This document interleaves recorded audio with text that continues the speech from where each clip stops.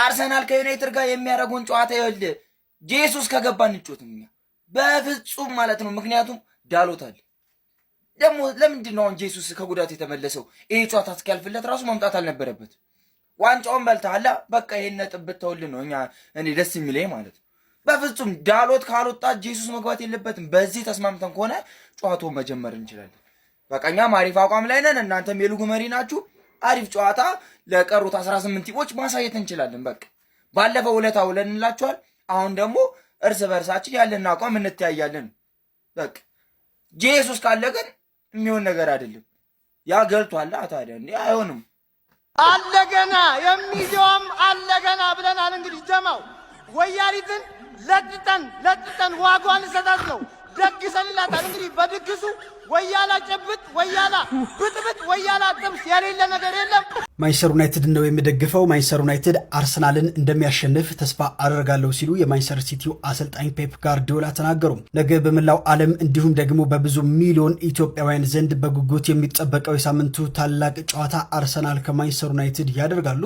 በዚህ ጨዋታ ዙሪያ አስተያየታቸው የሰጡት የሊጉ ተቀናቃኝ የማንቸስተር ሲቲው አሰልጣኝ ፔፕ ጋርዲዮላ ያልተጠበቀ የሚመስል ነገር ግን ደግሞ ከውድድሩ አንጻር ግልጽ የሆነ ምርጫቸውን አሳውቀዋል። የከተማ ተቀናቃኛቸው ዩናይትድ እንዲያሸንፍ መመኘታቸውም የስፖርታዊ ስሌት ውጤት እንደሆነ ብዙዎችም ተናግረዋል። እናንተስ ስለ ጋርዲዮላ ንግግር ምን ትላላችሁ? ሐሳባችሁን አጋሩ እስኪ።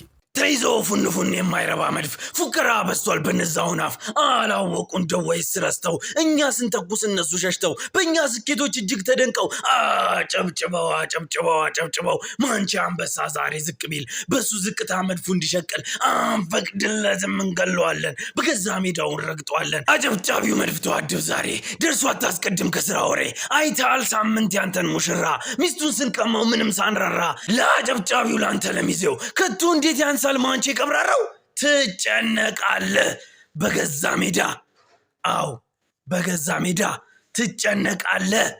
ማንቸስተር ጓደኛ ሲታማ ለኔ ብላ ስማ፣ ፈላው ሲለጠለት ወያላውን ፍራ። ወያላው ለፈላው አልተመለስኩ ነው አንተን ምለክ ይመስላል። ደግሴ ሩሚጄ ነው መለጠለጠ። ይህንን ጨዋታ የማያስታውስ ማን አለ?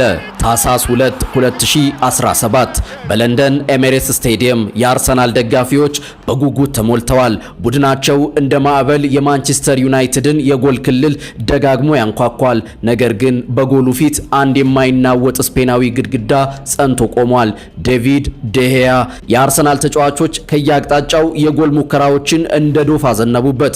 በድምሩ 33 ሙከራዎች ላካዜት ሞከረ፣ ዴሄያ በእጆቹ መለሰው። ኦዚል መታ፣ እንደገና ዴሄያ በእግሮቹ አዳነው። ስታዲየሙ በሙሉ አንድ ግብ ለማየት ቢጓጓም ዴሄያ በዚያ ምሽት የማይቻል የሚለውን ቃል ከእግር ኳስ መዝገበ ቃላት የሰረዘው ይመስል ነበር። እናም ያቺ ቅጽበት መጣች። ላካዜት ከቅርብ ርቀት የላካትን ጥይት በሚያስደንቅ ቅልጥፍና አዳናት። ኳሷ ግን ተመልሳ ያረፈችው በቀጥታ አሌክሲስ ሳንቼዝ እግር ስር ነበር። ስታዲየሙ በሙሉ ጎል ብሎ ለመጮህ ተዘጋጅቷል። ሁሉም ነገር ያበቃለት መሰለ። ዴያ ግን በቅጽበት ከወደቀበት ተነስቶ የማይቻል በሚመስል ሁኔታ በተዘረጋው እግሩ የፊዚክስ ሕግን የጣሰ በሚመስል መልኩ አዳናት። ዓለም በድንጋጤ ቆመ። ያቺ ቅጽበት የአንድ ግብ ጠባቂ ጥበብ ብቻ ሳትሆን የተስፋና የጽናት ማሳያ ነበረች። ይህ ድንቅ ጨዋታ እንዴት ይረሳል? ጨዋታው በዩናይትድ 3-1 አሸናፊነት ሲጠናቀቅ ዴያ 13 ኳሶችን በማዳን የፕሪሚየር ሊጉን ሪከርድ መጋራት ቻለ።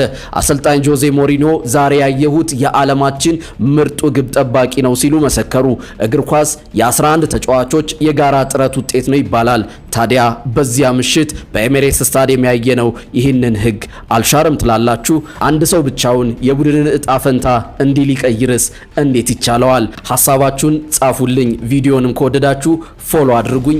መልካም ጊዜ። ዶርጉ ከወዲሁ አርሰናል ላይ ፎክሯል። ከአርሰናል ጋር ያለን ጨዋታ በእርግጠኝነት ከባድ እንደሚሆን ይታወቃል። ሆኖም እኛ በጥሩ ብቃት ላይ እንገኛለን። ወደ ኤሚሬትስ የምናመራው ሶስቱንም ነጥቦች ይዘን ለመውጣት ነው። በመልሶ ማጥቃት ስራቸውም በአግባቡ የሚወጡ ፈጣን የክንፍ ተጫዋቾች ስላሉን የእነሱን ተከላካይ ክፍል ሰብሮ መግባትም ለኛ ፈተና አይሆንም ሲል እንግዲህ ከቀናት በፊት የተናገረው ንግግር አሁን ላይ መነጋገሪያ ሆኗል። እናንተስ ስለ ዶርጉ ንግግር ምን ትላላችሁ? ሐሳባችሁን አጋሩኝ። የእሁዱ ጨዋታ አርሰናል ከማንቸስተር ዩናይትድ የሚያደርጉ ጨዋታ ማን ያሸንፋል? በዚህ እስኪ ግምታችሁን አስቀምጡ። 39-0 ስናሸንፋቸው ያገባናት ሸተፋቃብ ወያለው አንደኛው ነው። ለምን እዚህ ጋር ይከራያል ብለህ እዚህ ከነሱ ቁጥር አታስቀምጥም? መቼም አይምሮ ባዶ ነው። ቢያንስ ተከራይቶ ገቢ አምጣ። ቤተሰብን እናትን በመጦሪያ እድሜ 39-0 ትላለህ። እንዲህ በአንድ ኮርኩም 39 ትናንሽ ማድረግ ነበር። ደዩስ አንድ እኮ ነን። አንድ ማንቸስተር ሲቲ ዩናይትድ ማለት ነው። አለማችንን ማን አድርገናል? ነጥብም ታስጠሉልናላችሁ ዩናይትዶች፣ እንኮራባችኋለን። አርሰናልን ይሄን ክተቱላት። እኛ ያንን ወንበዴ 8-2 አሸንፈናል፣ 6-1 አሸንፈናል። ከናንተ በላይ ዋንጫ አለን ብለን እንፎክራለን። እነሱ ብሩኖን አንበርክከናል፣ ዳሎትን አንሸራተናል። ለምን ሱዳን አትልኳቸው? እሁድ ከአርሰናል ጋር ጨዋታ አለን ማለት ነው። የፕሪሚየር ሊጉ ምርጡ የተከላካይ ቡድን ቨርሰስ የፕሪሚየር ሊጉ ምርጡ የአጥቂ ክፍል የሚጋጠሙ ይሆናል ማለት ነው። ይከላከላሉ፣ ያጠቃሉ ነው ጨዋታው፣ ምንም ጥያቄ የለውም። እንደምታውቁት እንግዲህ የመጀመሪያ ጨዋታችን 1-0 ሲያሸንፍን ከ35 በላይ ሙከራ ነበር ያደረግንባቸው። የሚገርሙ ጥቃቶችን ፈጽመን ነበረ። ነገር ግን ጎል ማስቆጠር አልቻልንም መጨረሻ ላይ። ነገር ግን ከ35 በላይ ሙከራ እንዲቻላል እንዴ እስኪባል ድረስ ቀጥቅጥ ነበር ያደረግናቸው። በእሁዱ ጨዋታም እንደምታውቁት እኛ እናጠቃለን፣ እነሱ ይከላከላሉ ነው ጨዋታው። እናዘንቧለን ነው መለንሹት።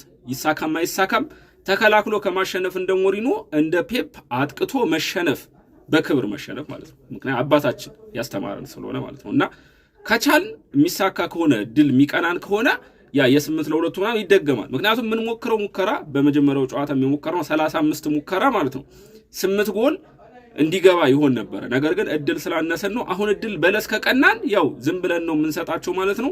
ወያላ አጠፋም አላጠፋም በቀን 3 ከምግብ በኋላ ቂጡ ተገልብጦ ተገርሞ ሊመከር ይገባል። ምክንያቱም ማንቆርቆሪያ ነው ይዞ የሚዞረው። ብሩኖን ኦቨርሬትድ ይላል። ዘንድሮ በሊጉ ብዙ አሲስት ያደረገው ብሩኖ ነው። ብዙ የጎል አስተዋጽኦ አለው። ከሃላንድ ቀጥሎ እሱ ነው።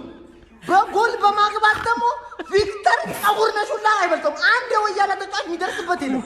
ግን መጣ ወያላ ፈንት ከፍትብኛለህ። ግን ለዚህ ነው በቃ አውቆ የተኛ ቢቀሰቅሱት አይነት እመኑኝ ማንቸስተር ዩናይትድ በአርሰናል ከተሸነፈ ማለት ነው የአርሰናልን ማሊያ ለብሼ ብራንዱ ማንቸስተር ዩናይትድ ሳይሆን አርሰናል እንደሆነ እመሰክራለሁ ማለት ነው። አንድ ሳምንት ሙሉ የአርሰናልን ማሊያ ለብሼ ነው የአርሰናል ደጋፊ መሆነው። በእርግጠኛነት ማንቸስተር ዩናይትድ ኤሚሬትስ ላይ አርሰናልን ያሸንፋል። ይህንን ነገር ያውቃሉ። በ1980 ማለት ነው ማንቸስተር ዩናይትድ ማለት ነው አርሰናልን 46-1 በሆነ ውጤት አሸንፎታል።